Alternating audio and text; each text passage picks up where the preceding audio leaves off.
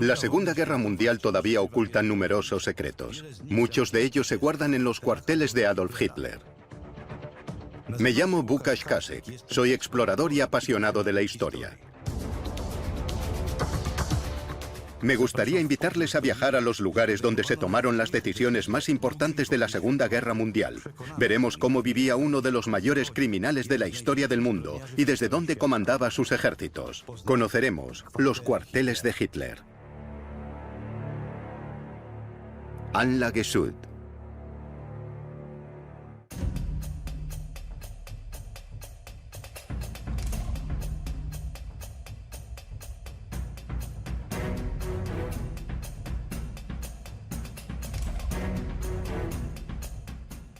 El 26 de agosto de 1941, a la estación de ferrocarril de Czeszowa, llegaba el tren especial América.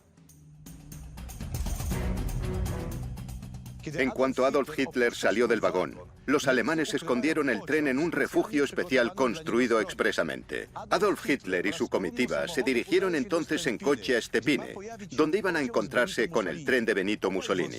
Ambos líderes planeaban discutir el ataque del Tercer Reich a la Unión Soviética. El alto mando de las tropas terrestres de la Wehrmacht eligió Subcarpathia para establecer su cuartel general del mando, desde donde coordinaría el ataque a la URSS. Esta operación recibió el nombre en clave Barbarroja. El alto mando de las tropas de la Wehrmacht eligió Subcarpathia para establecer su cuartel general del mando, desde donde coordinaría el ataque a la Unión Soviética. Esta operación recibió el nombre en clave Barbarroja.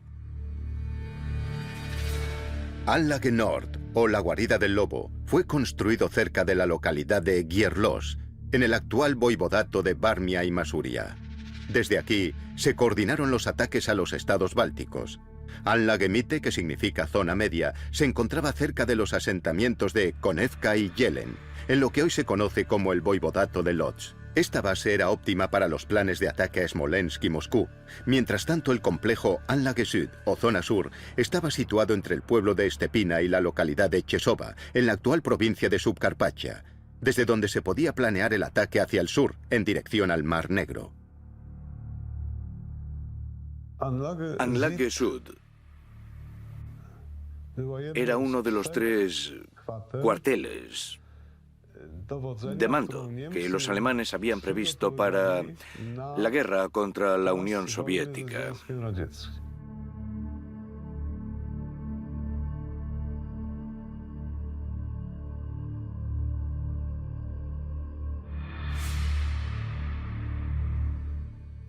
Tanto alemanes como rusos eran muy conscientes de que el choque entre sus potencias era inevitable. Solo era cuestión de tiempo que el choque se produjese.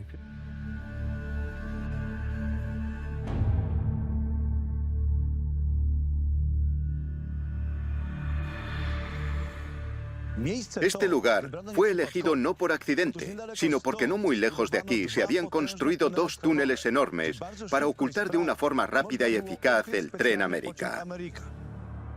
Czeszowa, túnel refugio bajo tierra.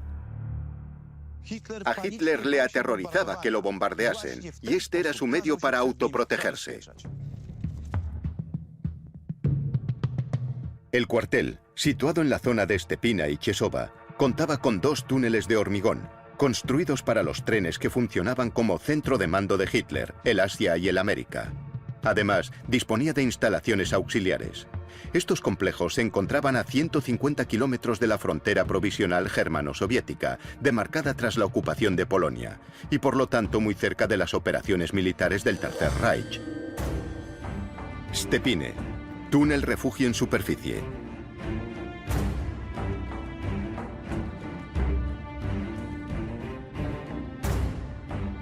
Czeszowa, túnel refugio bajo tierra.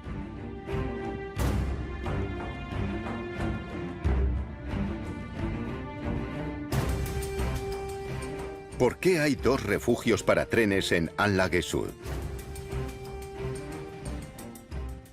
La construcción del segundo túnel puede que no fuese consecuencia del miedo o la paranoia de Adolf Hitler.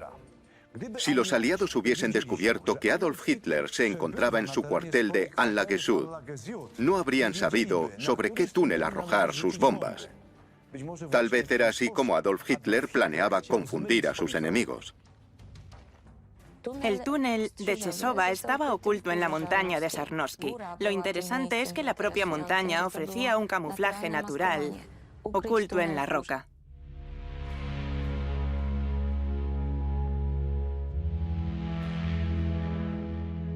Hemos logrado encontrar al que probablemente sea el último superviviente de los operarios que construyeron el refugio subterráneo para Hitler en Czeszowa.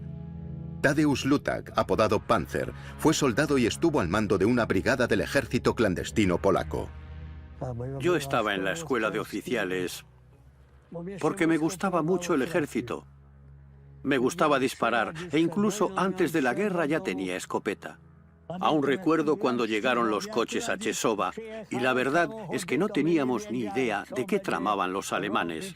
Se pusieron a perforar la montaña, como si buscasen petróleo. Perforaban para ver qué tipo de terreno había debajo, para comprobar si era roca maciza u otra cosa.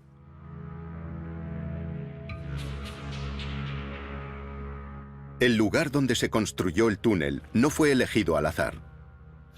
Czeszowa ofrecía un enorme espacio y tenía la ciudad a un lado, de modo que era difícil para las tropas insurgentes realizar un ataque atravesando la ciudad. Por otra parte, el río Wisłok ofrecía una línea de fuego óptima para los soldados que defendían su cuartel. Este lugar fue elegido porque estaba cerca del ferrocarril y estaba también cerca del aeropuerto de Krosnie, que se encontraba a 30 kilómetros. Además, era un terreno inutilizado en su mayoría, con buena infraestructura, pero al mismo tiempo las obras no despertaban sospechas. Todo el complejo de Stepine se construyó en campo abierto. Stepine, túnel refugio en superficie.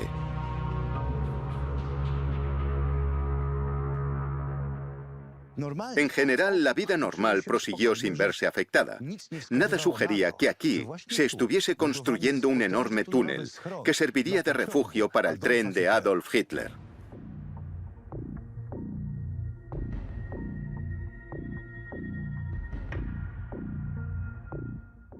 Los alemanes ocultaron el propósito de estas obras. Era un secreto de Estado. El túnel fue construido por la compañía alemana Todt, que operaba bajo el nombre de la empresa química Askania Werke. De modo que todo el mundo sabía que se estaba construyendo algo, pero nadie sabía qué era ni cuál era su función.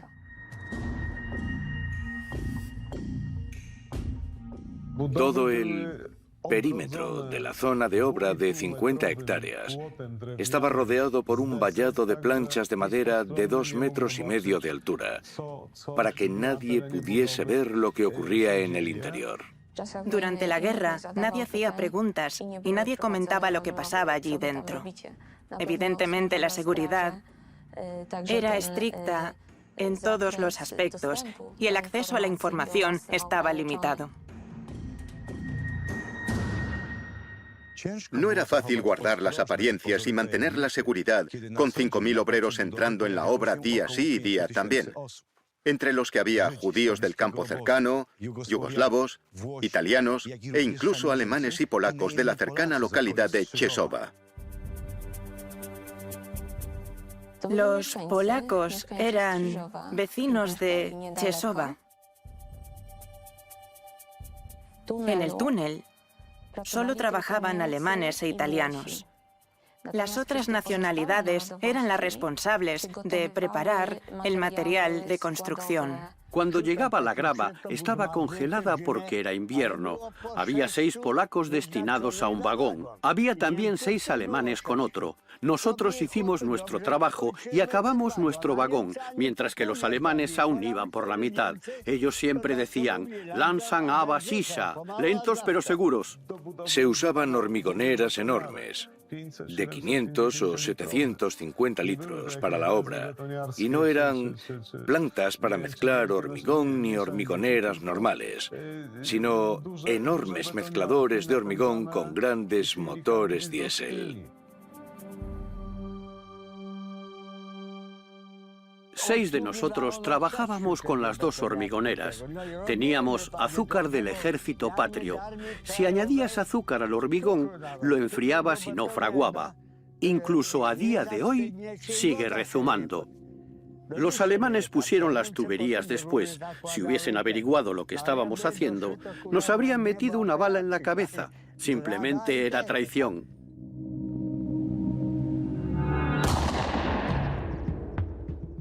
Prisioneros y empleados trabajaban hasta el agotamiento bajo la atenta vigilancia de los soldados alemanes. Además de erigir muros enormes, tuvieron que tender las vías para los trenes que les entregaban los materiales. Las vías se pueden transportar tanto con el tractor como con el camión, pero nosotros las llevábamos un grupo de 16 hombres, alemanes incluidos. Nos alineábamos según la altura y eso hacía que transportarlas nos fuese más fácil. Llevábamos las vías sobre la espalda. Yo acabé con la piel del hombro totalmente destrozada. Les entregaban raciones de comida y les pagaban. Los alemanes no pagaban mucho y nos tenían esclavizados toda la semana. El sábado, que era el día libre, apenas teníamos para cerveza. Los prisioneros, a diferencia de los trabajadores, no cobraban un sueldo, pero todos compartían la misma ración de comida simbólica. A los alemanes les daban una sopa de verdad, con carne. Mientras que la nuestra no tenía ni 30 míseros gramos de grasa. Lo que hacíamos era coger gusanos que encontrábamos en el campo y los cocinábamos como si fuesen salchichas. Los colocábamos en el fuego, pinchados en un palo, y después los ahumábamos y nos los comíamos como si fuesen plátanos. Los polacos que transportaban materiales de construcción podían llegar hasta la primera puerta. A partir de ahí, solo alemanes e italianos tenían permiso para acceder. Allí apenas entraban polacos. Incluso quienes entregaban materiales de construcción necesitaban un pase para acceder. Así que nadie sabía lo que pasaba allí dentro. Y los alemanes no eran tontos.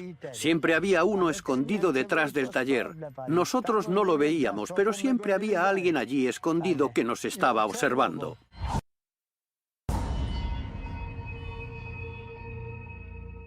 Detrás de mí se encuentra la estación de ferrocarril de Czeszowa. En línea recta desde aquí, unos 200 metros más adelante, está el enorme túnel bajo la montaña Sarnowska, que los alemanes excavaron durante la guerra. Este túnel mide 465 metros y el techo se reforzó con hormigón armado de 2,5 metros de grosor. Czeszowa, túnel refugio bajo tierra.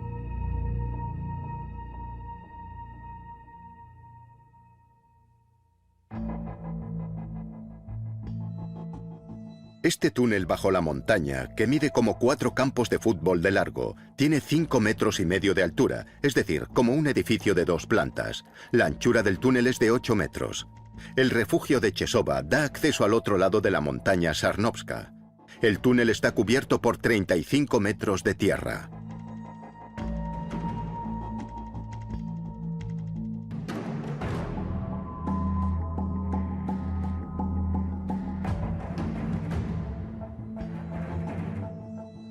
El coste total de la construcción del cuartel del sur ascendió a 47 millones de marcos, el equivalente a unos 240 millones de euros actuales. Esa longitud tenía una relación directa con la del tren de mando típico, cuya composición solía oscilar entre los 12 y los 16 vagones. El túnel de la montaña de Czeszowa se construyó utilizando explosivos. Lo primero que hacían era el agujero y a continuación se hacía el encofrado. En su interior había una estructura de hormigón armado que lo cubría por completo y que tenía una densidad de más de 50 unidades, que para los estándares actuales es mucho. En comparación, en la construcción de puentes, hoy en día la densidad del hormigón es de 25, mientras que la de los cimientos de una casa es solo de 15. El techo se hizo con ladrillos que eran del tipo clinker, caravista, traídos desde Alemania. Eran ladrillos que, aunque se soltasen y cayesen desde 6 metros de altura, no se rompían ni se deshacían. Es decir, que era un material tremendamente duro.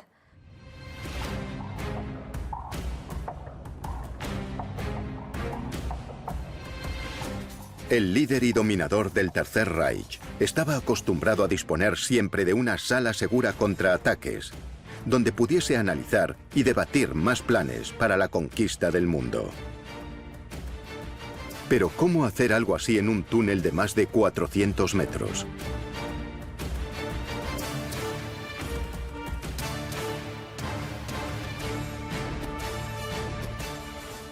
El refugio estaba preparado para que el tren que se resguardase en su interior pudiese servir de sede para todo tipo de reuniones, tal y como si hubiese estado en la estación del ferrocarril o en medio del bosque. La infraestructura contaba con electricidad y aseos que hacían posible todo eso. Incluso había salidas de humos para cuando utilizaban la cocina. Todo el mando del ejército podía viajar en el tren, ya que disponían de la infraestructura necesaria. Mientras tanto, en Stepina, los mandos podían abandonar el tren y utilizar instalaciones para las operaciones de mando. Stepine, túnel refugio en superficie.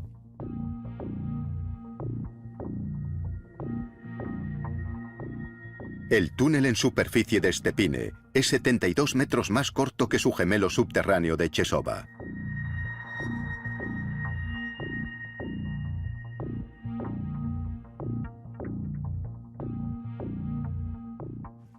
Este refugio ferroviario de hormigón armado mide casi 400 metros. Se construyó en paralelo al cauce del río. Una mirada a su sección transversal muestra que tiene forma de ojiva irregular para que en caso de impacto de una bomba, ésta se deslizase hacia afuera y detonase a los pies de la estructura.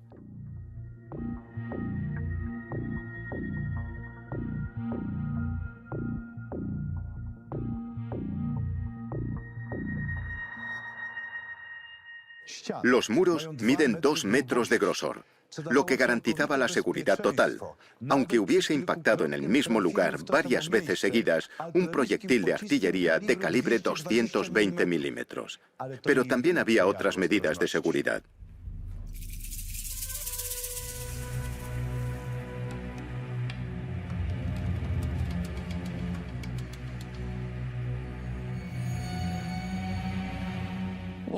Los alemanes temían mucho a los ataques aéreos del ejército ruso. El bombardeo estaba considerado como la opción más peligrosa, junto con un posible ataque químico. El túnel está precedido por un vestíbulo, con puertas estancas que aíslan la entrada en ambos lados del túnel. Las puertas de hierro eran dificilísimas de abrir. Ni 10 hombres juntos podrían haberlo hecho. Tenían un peso descomunal.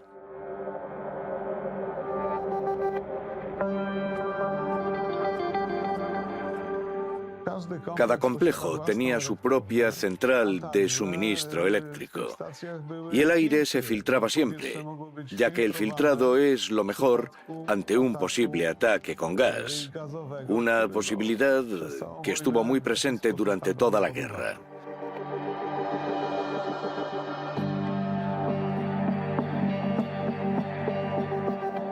Pero, ¿qué medidas de protección tenía el túnel de Stepine contra un ataque de infantería? Este es uno de los búnkeres de combate que se construyeron. Estaban separados varios metros entre sí, lo que dificultaba su bombardeo. El muro tenía un grosor de 2 metros de hormigón armado. Esos búnkeres albergaban a una unidad de infantería que protegía el complejo principal de un posible ataque.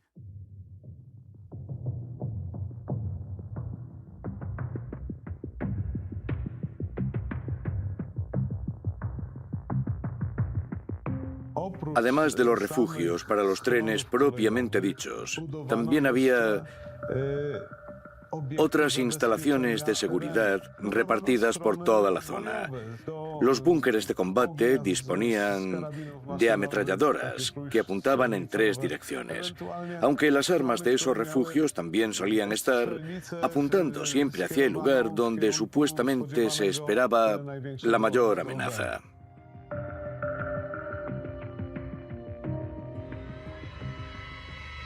Chesova, túnel refugio bajo tierra.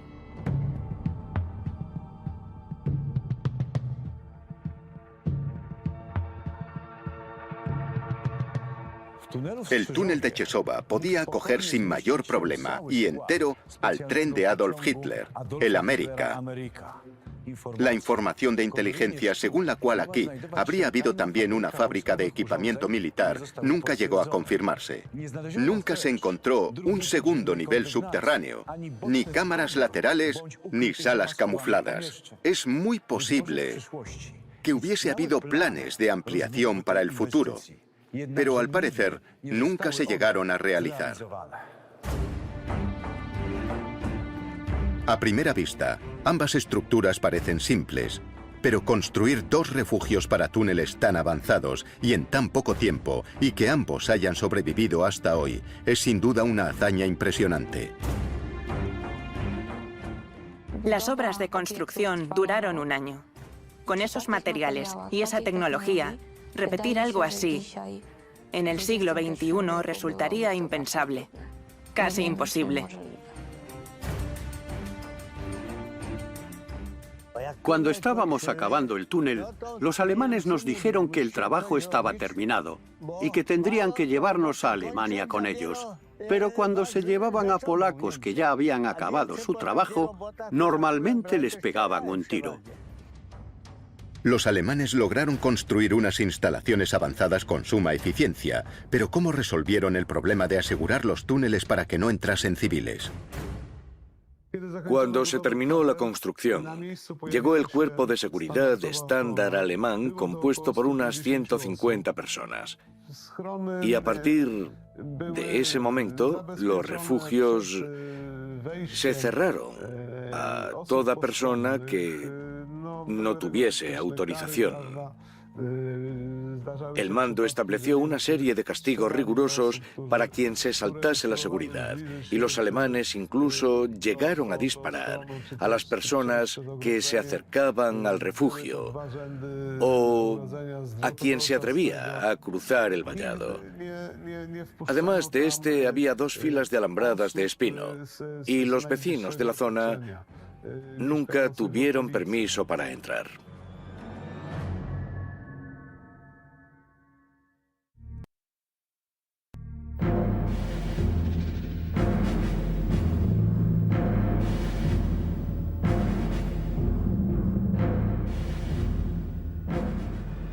La noche del 26 de agosto de 1941, Adolf Hitler salía de Berlín en dirección al cuartel Anlage Süd para asistir a una reunión en la que debatiría el ataque alemán a la Unión Soviética junto al líder fascista italiano Benito Mussolini.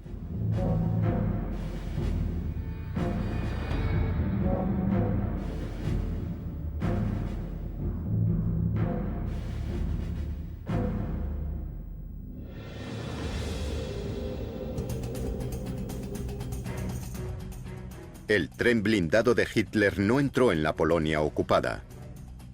Fue redirigido hacia las vías del lado alemán, que discurrían por las fronteras occidentales de la Polonia de preguerra.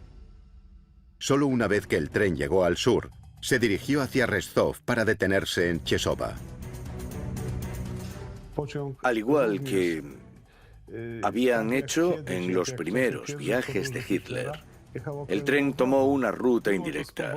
Eso sin duda fue porque Hitler no se habría atrevido a pasar por el nudo ferroviario de Varsovia en tren. Era más seguro viajar por las líneas férreas alemanas, tendidas por trabajadores ferroviarios alemanes. No se sentía completamente a salvo en Polonia.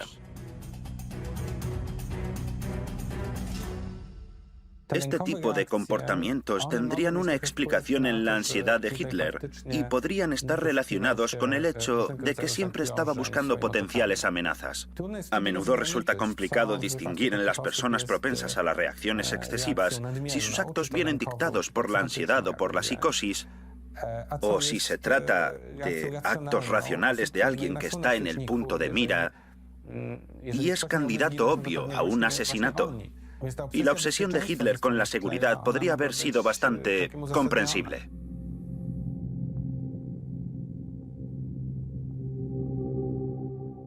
A los vecinos que vivían cerca de la línea férrea se les prohibió salir de sus casas y se dio orden de tapar las ventanas tanto de Češova como de Stepine.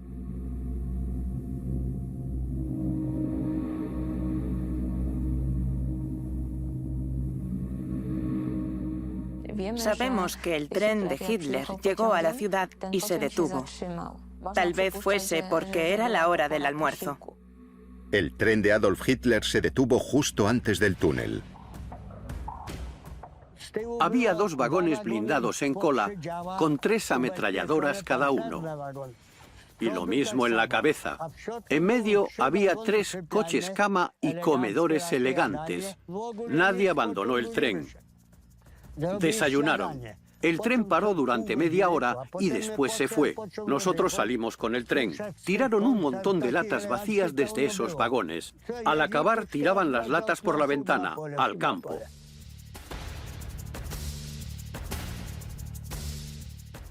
El tren América de Hitler se ocultó en el túnel de Češova. El tren de Mussolini estaba escondido dentro del túnel de Stepine. Esa fue la única ocasión en la que esas 2 instalaciones ferroviarias se usaron, efectivamente, para el fin para el que habían sido construidas.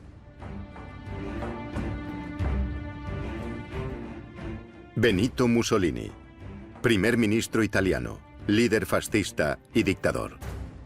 Se autoproclamó Il Duce, que en italiano significa el guía.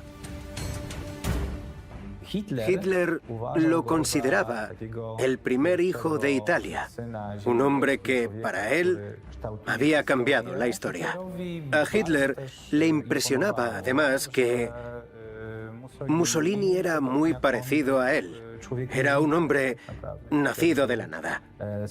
Hitler era hijo de un agente de aduanas de bajo rango. Mussolini era hijo de un herrero y una maestra. Ambos simbolizaban un cierto odio por el viejo orden y por la aristocracia. Hitler, debido a su fascinación por Mussolini y los fascistas, accedió a la reunión. Los nazis alemanes tomaron prestado de los fascistas italianos el saludo romano, es decir, el saludo que se hacía con la mano derecha alzada. Curiosamente, Hitler muy raramente usaba ese gesto, pese a que acabaría siendo conocido como el saludo hitleriano o nazi, aunque la gran mayoría de los alemanes conocía ese gesto, la mano derecha alzada. Hitler respondía levantando muy poco la mano derecha y doblando ligeramente el codo, salvo en ocasión de algún desfile militar, en los que permanecía en pie durante varias horas, con la mano derecha alzada y en perpendicular al torso. Una de sus secretarias dijo que le maravillaba que Hitler tuviera tanta fuerza. Hitler, al comienzo de su carrera política, estaba fascinado con Mussolini.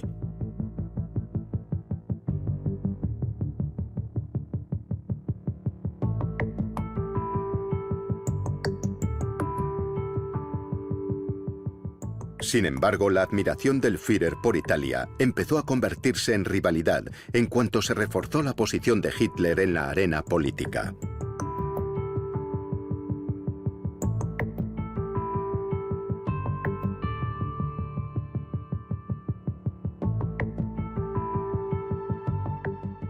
Ambos dictadores rivalizaban por la atención de su propio pueblo, además de por su posición en la escena internacional.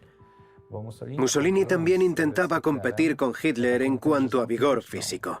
Hacía gala de su fortaleza masculina, mostrando su torso desnudo frente a la debilidad física de Hitler. Hitler nunca se presentó como un líder fuerte físicamente, pero los discursos maníacos que pronunciaba, la locura en su mirada, eran algo diferente. Su táctica era deslumbrar indirectamente, encantar a la población.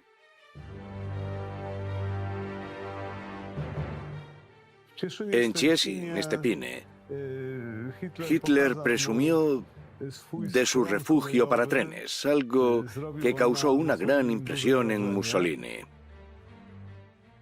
Hitler era un fanático, un obsesionado que disponía de todos los medios para hacer realidad las visiones de un auténtico loco. Tras visitar el impresionante túnel subterráneo de Stepine, los dictadores se unieron a la comitiva de automóviles para dirigirse al aeropuerto de Krosnie.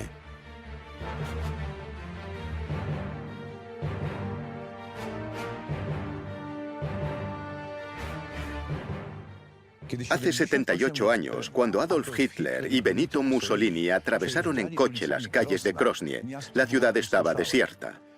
Bajo amenaza de muerte, todos los habitantes recibieron la orden de quedarse en casa y no asomarse a ventanas o balcones. Un cordón de despiadados miembros de las SS, con sus ametralladoras listas para disparar a matar, observaban la situación. Dispararían a todo aquel que desobedeciese la orden. ¿Era un signo racional de preocupación o una auténtica explosión de paranoia?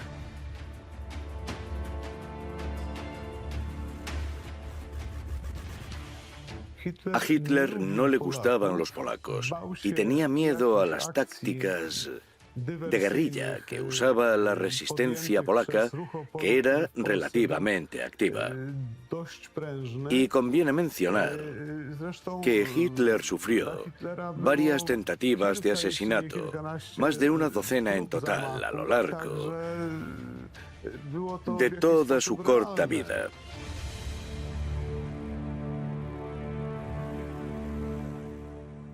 La Italia fascista, bajo el liderazgo de Benito Mussolini, no era enemiga de Polonia ni del pueblo polaco. Mientras Adolf Hitler y Mussolini recorrían las calles vacías de Krosnie, il Duce no dudó en hacer gala de su meridional sentido del humor para burlarse de Adolf Hitler. Mein Führer, has derrotado a Polonia, pero ¿temes tanto a los polacos? Un ofendidísimo Hitler cambió inmediatamente el resto de planes de la visita. Mussolini se burló de Hitler porque ninguno de los dos se comedía y ambos aprovechaban cualquier oportunidad para atacar al otro. Hitler, como suele ser habitual, se tomó la broma demasiado en serio. Con un líder tan inestable y explosivo, era fácil provocar una respuesta emocional. Hitler decidió, en ese momento, dejarle bien claro a Mussolini que no tenía miedo a nada. Ya desde el principio fue evidente que Hitler daba gran importancia a cómo lo percibían los demás. Los narcisistas tienen una necesidad imperiosa de mirarse a través de los ojos de los demás. La compañera de Mussolini anotó este comentario sobre el pueblo alemán en su diario. Los alemanes, por separado, son simpáticos, pero juntos son apodícticos, arrogantes y quieren imponer sus condiciones a todo el mundo.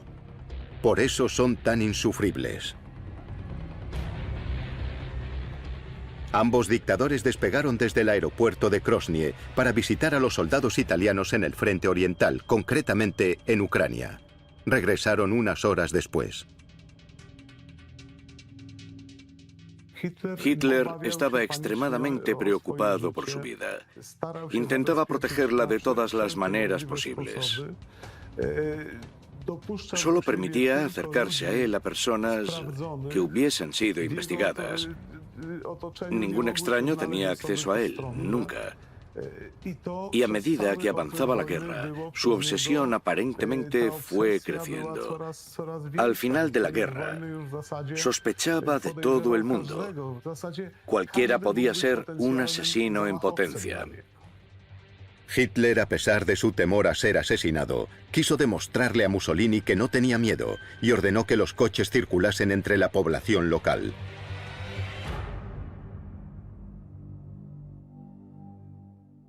La comitiva se adentró entre los grupos de espectadores civiles que flanqueaban su paso. Fue algo inesperado y muy peligroso, tanto para Hitler como para Mussolini, porque podría haber habido alguien entre esas personas dispuesto a intentar asesinarlos o simplemente a disparar a los vehículos del convoy.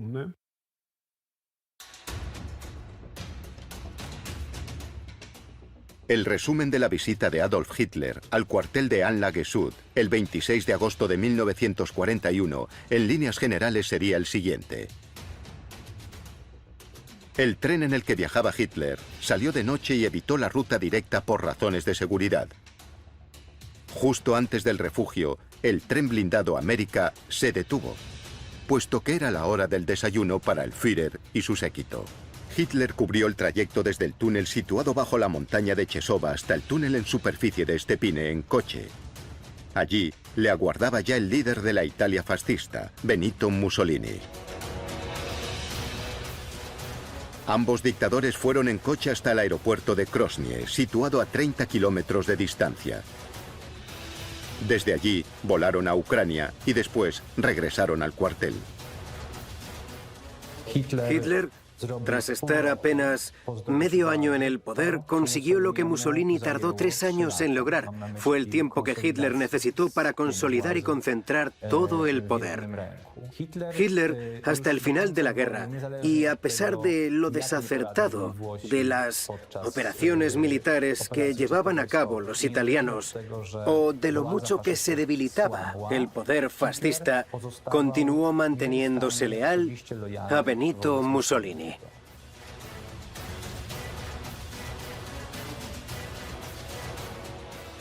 Por la noche, il Duce y el Führer se separaron. Benito Mussolini partió hacia Italia, mientras que Hitler puso rumbo a la guarida del Lobo. Durante esta reunión y a lo largo de toda la Segunda Guerra Mundial, ambos hombres compitieron entre sí. Su relación podría describirse como una amistad complicada. Hitler y Mussolini se encontraron 17 veces, pero ninguno de los dos regresó a Anlage Süd.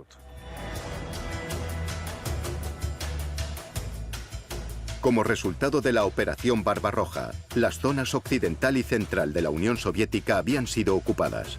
Los países que formaban parte de la alianza nazi, con Alemania a la cabeza, causaron cuantiosas bajas al Ejército Rojo. No obstante, no lograron derrotar a la Unión Soviética con la guerra relámpago que los alemanes denominaban Blitzkrieg.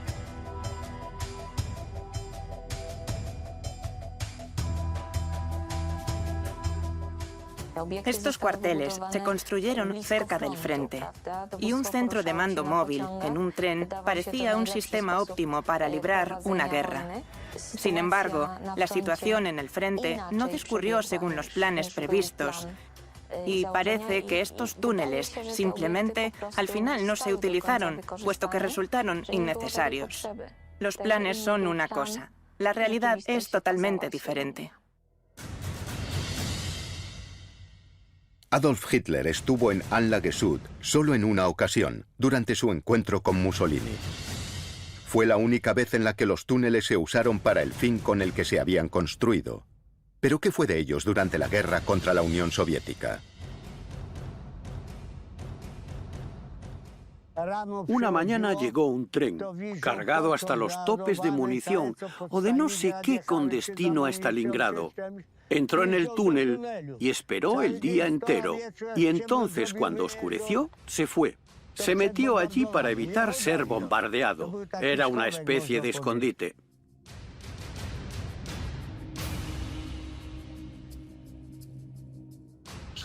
En ese túnel se llevaron a cabo numerosas actividades productivas. Durante algún tiempo albergó varios tipos de instalaciones industriales o relacionadas con la industria y sirvió también como almacén. Cada 2 horas entraban y salían 10 o 20 hombres para que fuese imposible contar cuántos había y qué hacían. Pero cuando llegaron los rusos, yo estaba allí en primera línea y el lugar estaba lleno de cartuchos sin usar para rifles. Supongo que fabricaban munición.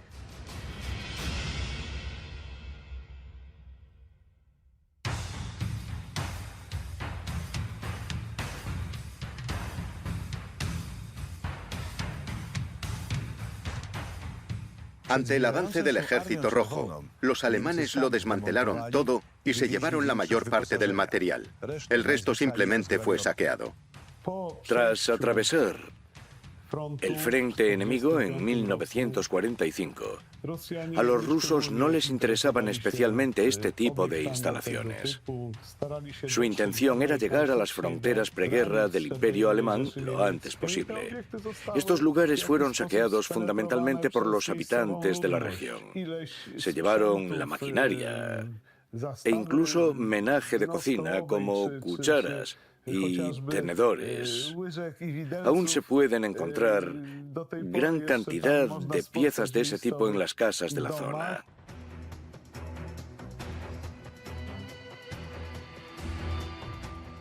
En los años 50 y 60 se barajó la idea de construir una cámara acorazada aquí, en previsión de una guerra, pero este proyecto nunca se realizó. A comienzos de los 70 se estableció una cooperativa de producción agrícola. Se dedicaba a cultivar champiñones.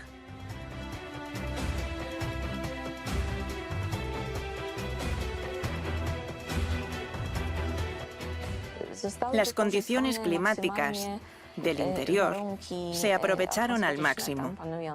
Este pine es un lugar húmedo y seco, y dentro la temperatura es elevada. En ese túnel había 4 filas de un extremo a otro, con 4 barriles apilados de arenques. Los arenques se podían comer, así que todo el mundo comió los que quiso. La gente cogía un cubo de arenques, el mismo peso en sal, y daban el cambiazo. El peso era el mismo, pero los arenques habían desaparecido. Hubo un intento de almacenar vino, de hacer una bodega para envejecer el vino. Pero, en primer lugar, los vinos no eran especialmente buenos. Y, en segundo lugar, los vecinos no se sabe muy bien cómo, pero conseguían llegar hasta el vino cuando lo dejaban envejecer en el refugio. Así que la iniciativa se abandonó. Hoy, los túneles de Chesova y Stepine se conservan como atracción turística.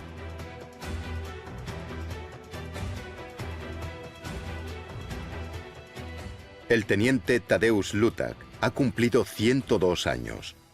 He vivido muchísimas cosas y debería haber muerto como 20 veces ya, pero tuve suerte.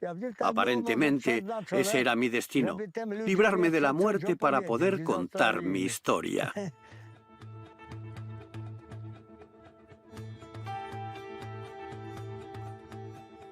El cuartel de Adolf Hitler, Anlage Süd, formado por 2 túneles refugio, diseñados para ocultar los trenes especiales de la Cancillería del Tercer Reich, guarda numerosos secretos.